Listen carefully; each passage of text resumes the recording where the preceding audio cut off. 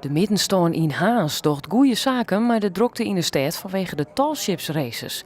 De ondernemers binnen tevreden, al hier gewoon krijgt wat meer verwachten van de 400.000 bezoekers. Bij de VVV rent het in elk geval behoorlijk trog. We hebben het echt goed druk inderdaad. En ja, ons komt dan toch wel een beetje het regen goed uit natuurlijk.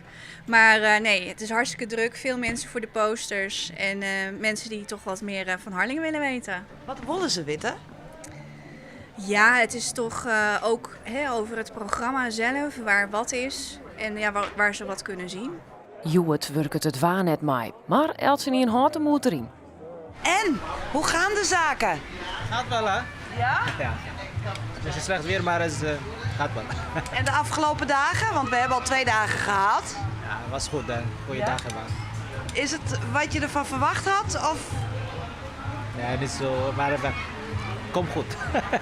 Oh, dus het is ietsje minder dan je verwacht had. Ja, eigenlijk minder. We hebben voor de 400.000 komen, maar komt goed.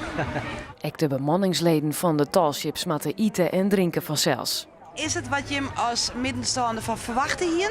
Ja, het hier wel wat drokker kinderen in de stad. Maar ja, Dat is de indruk die het wel bestiert, hè? Van, ja, het is wel heel gezellig en leuk, maar we hier het drokker verwachten. ja, dat klopt. Maar we zeuren net, want het is heel gezellig. Dus best genoeg. Je vergelijkt het misschien toch gauw met de visserijdagen en dan is alles wat geconcentreerder op andere plaatsen. En het zit nu echt door de hele stad en het industriegebied, dus dat wordt veel groter. Ja, en het loopt wel constant door, dus ik kan het niet inschatten hoe druk het is. Je bent net ontevreden. Ik ben helemaal niet ontevreden, ik geniet.